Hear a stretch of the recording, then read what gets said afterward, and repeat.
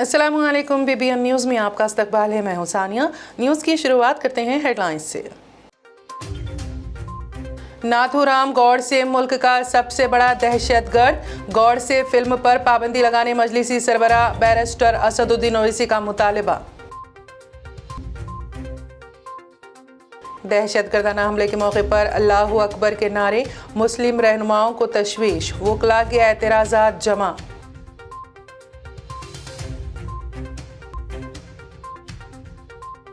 और उन्नाव में पेश आए सड़क हादसे में 6 अफराद हलाक, तेज रफ्तार डंपर और कार में तसादुम। और अब खबरों की तफसील। सदर मजलिस फ़ुरूक ने पार्लियामेंट हैदराबाद बैरिस्टर असदुद्दीन ओवैसी ने महात्मा गांधी के कातिल नाथूराम गौडसे पर बनाई गई फिल्म पर भी पाबंदी आयद करने का मुतालबा किया है। उन्होंने कहा कि जब वज़ीर आज़म नरेंद्र मोदी के खिलाफ इजहार ख्याल पर BBC की डॉक्यूमेंट्री पर भारत में पाबंदी लगाई गई है, तो नाथूराम गौडसे पर रिलीज होने वाली फिल्म पर भी भारत में पाबंदी लगाई जाए। बैरिस्टर असदुद्दीन ओवैसी ने वज़ीर आज़म नरेंद्र मोदी से मुतालबा किया कि नाथूराम गौडसे पर रिलीज होने वाली फिल्म पर पाबंदी लगाई जाए। बाबा कौम महात्मा गांधी जी और डॉक्टर BR अम्बेडकर से भारत में कोई बड़ा नहीं है। एक दहशतगर्द को भारत में हीरो बनाकर पेश नहीं किया जा सकता। 30 जनवरी को गांधी जी की शहादत के दिन से कबल नाथूराम गौडसे की फिल्म पर पाबंदी लगा दी जाए। बैरिस्टर असदुद्दीन ओवैसी ने कल रात हैदराबाद के नूरखां बाजार में कुल हिंद मजलिस इत्तेहादुल मुस्लिमीन के जलसे हालात हाजिरा से खिताब करते हुए इन ख्यालात का इजहार किया। उन्होंने इस मौके पर नाथूराम गौडसे को आज़ाद हिंदुस्तान का सबसे बड़ा दहशतगर्द करार दिया। उन्होंने वज़ीर आज़म मोदी से ये जानना चाहा कि गांधी जी के कातिल के बारे में उनकी क्या राय है।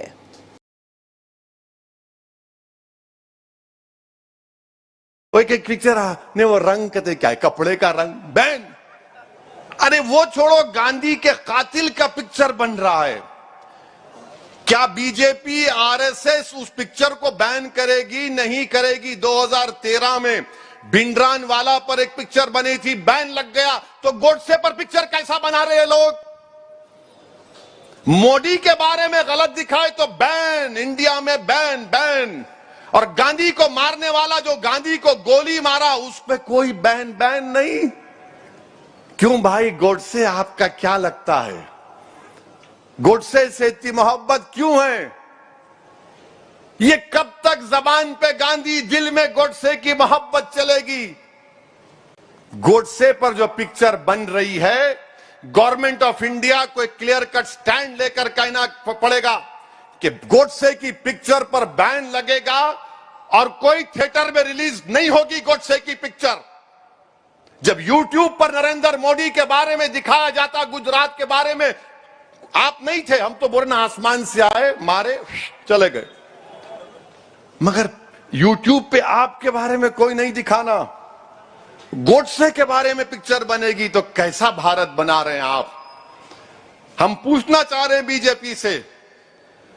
और G20 के दिल्ली में पोस्टर लगे हुए अंग्रेजी में, G20 in mother of democracy, माने जमहूरियत की मां के देश में G20 हो रहा है और YouTube पे बैन लग रहा है। वाह, गांधी के कातिल का पिक्चर बन रहा है, मगर मोदी के खिलाफ कोई YouTube में BBC का प्रोग्राम बैन। महाराष्ट्र के औरंगाबाद में इंसदाद दहशतगर्दी मॉक ड्रिल ने एक तनाज़े को जन्म दिया, जब डम्मी दहशतगर्दों ने मुबैना तौर पर एक मखसूस कम्युनिटी से मुंसलिक नारे लगाए। तफसीलात के मुताबिक 11 जनवरी को महाराष्ट्र के चंद्रपुर के एक मंदिर में पुलिस की एक मॉक ड्रिल का इनेकाद किया गया था। मुस्लिम रहनुमाओं का कहना था कि मॉक ड्रिल के दौरान पुलिस ने दहशतगर्दों को काबू करने के लिए करतब दिखाए। उन्होंने इल्ज़ाम लगाया कि मॉक ड्रिल के दौरान पुलिस की मुस्लिम कम्युनिटी के तई नफरत अवाम के सामने आ गई। दूसरी तरफ वकला के एक ग्रुप ने इस मामले पर जिला पुलिस हुक्काम को एक मेमोरेंडम पेश किया है, जबकि पुलिस सुपरिंटेंडेंट रविंदर सिंह परदेशी ने कहा है कि इस तरह की गलती को दोबारा ना होने को यकीनी बनाने के लिए तमाम कोशिशें की जाएंगी। बता दें कि मॉक ड्रिल 11 जनवरी को यहाँ के मशहूर महाकाली मंदिर में मुनक्कद की गई थी ने एक मंजर पेश किया, जिसमें दहशतगर्दों के एक ग्रुप ने इबादत गाह पर कब्जा कर लिया और अकीदतमंदों को यरगमाल बना लिया।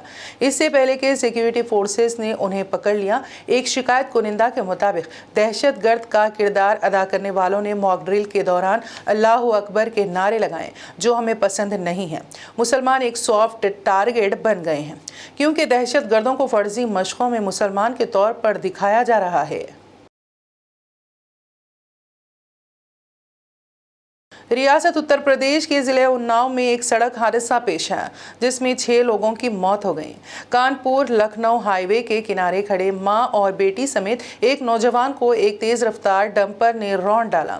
सिर्फ यही नहीं, डंपर ने नजदीक खड़ी एक मारुति कार को भी टक्कर मार दी। तसादुम के बाद मारुति कार डंपर में फंस गई और डंपर के साथ कुछ दूर चली गई। मारुति कार में 3 लोग सफर कर रहे थे। कार सवार विमलेश तिवारी अपनी भांजी का तिलक चढ़ाने कानपुर जा रहे थे। इतने बड़े हादसे के बाद हाईवे पर अफरा तफरी के साथ कोहरा मच गया। ADUM finance and revenue Narendra Singh के मुताबिक इस हादसे में 6 लोगों की मौत हुई है।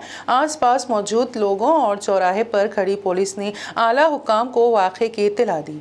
वाक़े के बाद SP समेत कई थानों की फोर्स मौके पर पहुंच गई। इस हादसे की वजह से मुश्तइल लोगों ने हाईवे पर हंगामा खड़ा कर दिया और जाम लगाने की कोशिश की। लोगों को मनाने गए पुलिस एहलकारों को लोगों ने ज़दोकोब किया। तमाम लाशों को पोस्टमार्टम के लिए भेज दिया गया। रियासत कर्नाटक में बीजेपी हुकूमत की बदउनवानी के खिलाफ अवामी बेदारी पैदा करने के लिए कर्नाटक कांग्रेस पार्टी की जानिब से आज सुबह 10 बजे से दोपहर 12 बजे तक बेंगलुरु के 300 से ज़्यादा मुकामात पर करप्शन ख़त्म करो बेंगलुरु बचाओ नारे के साथ पुरजोर एहतजाजात का एहतमाम किया गया है। ऑल इंडिया कांग्रेस कमेटी के जनरल सेक्रेटरी रणदीप सिंह सरजेवाला, कर्नाटक कांग्रेस के सदर DK Shivakumar, Karnataka assembly के opposition leader Siddaramaiah, Karnataka legislative council के opposition leader BK Hariprasad, KPCC के वर्किंग प्रेसिडेंट समेत कई लीडर एहतजाज में शिरकत की।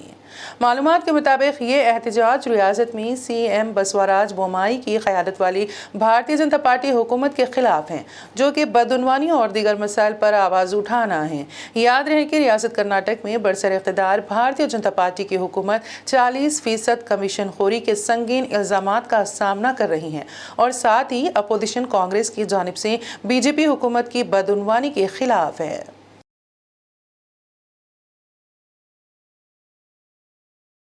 पंडित धीरेन्द्र कृष्ण शास्त्री की हिमायत में जंतर मंतर पर मुजाहरा किया गया। तफसीलात के मुताबिक बागेश्वर धाम के पंडित धीरेन्द्र कृष्ण शास्त्री की चमत्कार और करिश्मे करने के दावों से तनाज़ा पैदा हो गया है। भारी तादाद में लोग उनके चमत्कार और बातों पर भरोसा कर रहे हैं, जबकि बाज़ कायदीन और अफराद इसकी मुखालिफत भी कर रहे हैं। दिल्ली के जंतर मंतर पर आज भारी तादाद में लोगों ने धीरेन्द्र शास्त्री की तायद में एहतजाज किया। धीरेन्द्र शास्त्री की तायद में मंदिरों में हनुमान चालीसा भी पढ़ा जा रहा है।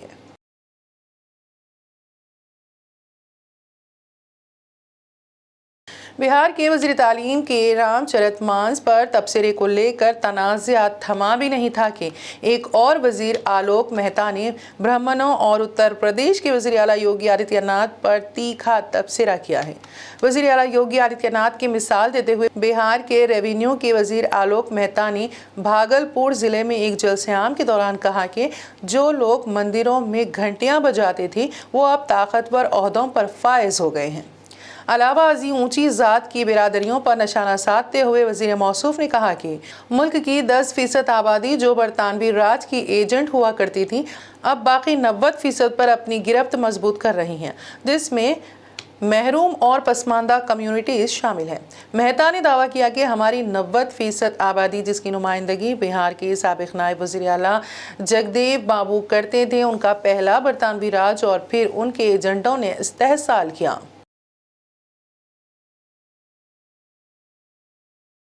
इस तरह की एकता खंडित होती है। आज राजनीति इतनी राजनीति का महत्व बहुत बढ़ गया है, लेकिन हमारे लोगों को ये समझाया जा रहा है, हमारे लोगों के मन में राजनीतिज्ञों के प्रति नफरत पैदा किया जा रहा है। और खुद क्या कर रहे हैं? मंदिर में घंटी बजाने वाले लोग सत्ता की कुर्सी संभाल रहे हैं। उत्तर प्रदेश के मुख्यमंत्री को देख लीजिए और आपको कह रहे हैं कि जाके मंदिर में घंटा बजाइए। क्या घंटा बजाने के लिए हम लोग पैदा हुए हैं? हम लोग को हक और हुकूक चाहिए कि नहीं? इन बातों की तरफ हमें ध्यान देना होगा और सोचना होगा।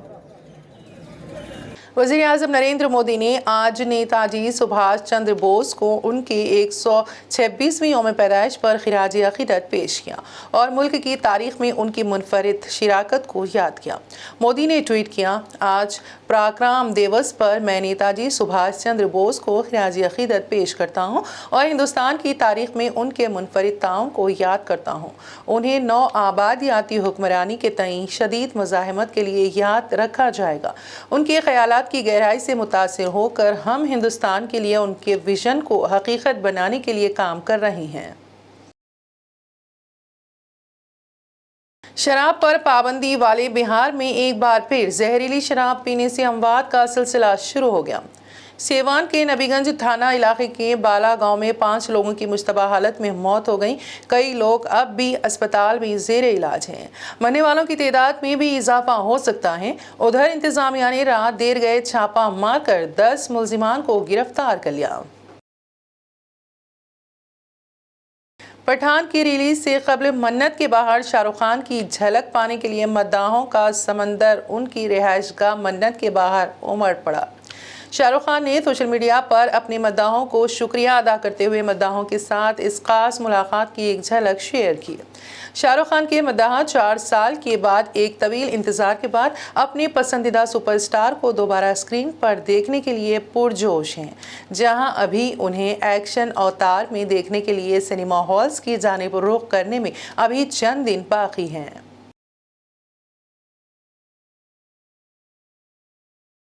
भारतीय जनता पार्टी की कामारेड्डी शाख की जानिब से आज़ादी के जंगजू और आज़ाद हिंद फौज के बानी सुभाष चंद्र बोस के यौम पैदाइश के मौके पर ज़िले मरकज़ के सुभाष रोड पर वाक़े अजीम इंसान के मुजस्समे पर फूलों के हार चढ़ाए गए।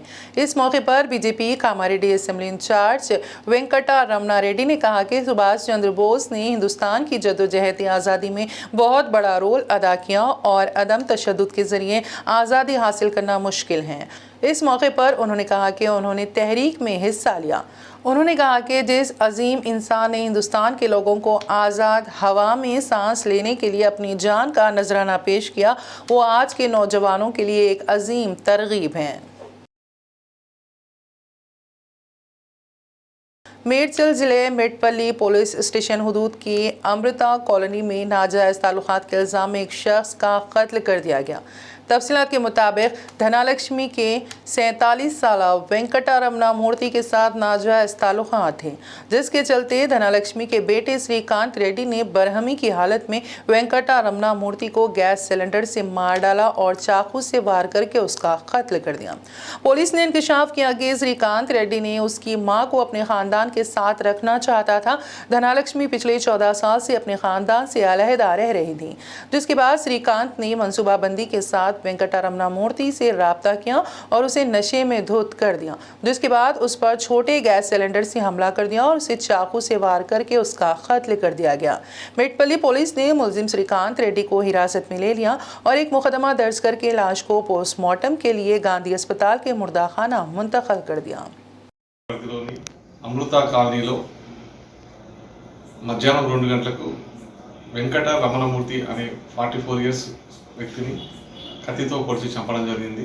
వెంటనే ఈ సమాచారం మేరకు మేము సంఘటనా స్థలాన్ని చేరుకొని విచారణ చేపట్టాము. ఈ మృతుడు విజయవాడ ప్రాంతానికి చెందిన వ్యక్తి. సో అప్పుడు 14 ఇయర్స్ నుంచి వాళ్ళు ఇద్దరు కూడా ఎవరికి వాళ్ళ బంధువులకు అందుబాటులో లేకుండా ఉన్నారు. రీసెంట్గా ఆ ధనలక్ష్మి యొక్క కొడుకైనటువంటి శ్రీకాంత్ రెడ్డి ఫేస్బుక్ ద్వారా తల్లి యొక్క ఆచూకీ తెలుసుకొని గత డిసెంబర్లో తల్లి నుంచి కలవడం జరిగింది. ప్లస్ ఇతన్ని కూడా మృతుని కూడా కలవడం జరిగింది. తల్లితో మాట్లాడుతూ తన ఇంటికి తీసుకొని వెళ్ళి అక్కడ తన వద్దే ఉంచుకోవడం జరిగింది. దాంతో కొడుకు తన తల్లి మళ్ళీ దక్కదేమన్న ఆలోచనతో ఇతను ఎలానే చంపాలనే ఉద్దేశంతో ప్రీ ప్లాన్గా ఒక కత్తి తీసుకొని వచ్చి ఇతనితో మాయమాటలు చెప్తూ ఇంట్లో కూర్చొని మద్యం సేవించుతూ అతని కత్తితో పొడిచి దారుణంగా చంపడం జరిగింది. సిలిండర్తో దాడి చేసి కత్తితో పొడి చంపడం జరిగింది. క్లూస్ టీమ్ ద్వారా సాక్ష్యాలను సేకరిస్తూ దర్యాప్తు చేస్తున్నాము. और अब आखिर में एक नज़र हेडलाइंस पर। नाथूराम गौडसे मुल्क का सबसे बड़ा दहशतगर्द, गौडसे फिल्म पर पाबंदी लगाने मजलिसी सरबराह बैरिस्टर असदुद्दीन ओवैसी का मुतालबा। दहशतगर्दाना हमले के मौके पर अल्लाहू अकबर के नारे, मुस्लिम रहनुमाओं को तशवीश, वकला के एतराज़ात जमा।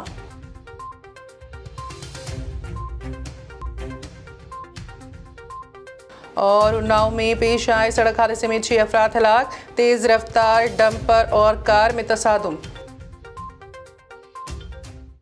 BBN न्यूज़ में फिलहाल इतना ही। ताज़ा तरीन अपडेट्स के लिए देखते रहिए BBN न्यूज़। BBN चैनल को सब्सक्राइब और इस वीडियो को लाइक और शेयर ज़रूर करें। अब इजाज़त दीजिए, खुदा हाफिज़। BBN चैनल के व्यूअर्स के लिए एक अहम इत्तला। अब BBN चैनल का टेलीकास्ट भारत भर में हो रहा है। हमारे व्यूअर्स भारत में कहीं भी टीवी पर आप BBN चैनल देख सकते हैं। स्क्रीन पर BBN चैनल की टेलीकास्ट डिटेल्स दस्तयाब हैं। इसके अलावा भारत भर में किसी भी एरिया में अगर आप BBN चैनल देखना चाहते हैं तो आप अपने केबल ऑपरेटर को इसके लिए कह सकते हैं। आपकी डिमांड पर वो ज़रूर BBN चैनल टेलीकास्ट करेंगे, क्योंकि BBN एक फ्री टू एयर चैनल है। इसके लिए आपको सिर्फ हमारे दिए गए नंबर पर केबल ऑपरेटर से कॉल या व्हाट्सएप पर मैसेज करवाना है। हम आपके केबल ऑपरेटर तक BBN चैनल पहुंचा देंगे, जिससे वो आपके एरिया में टेलीकास्ट कर सकते हैं।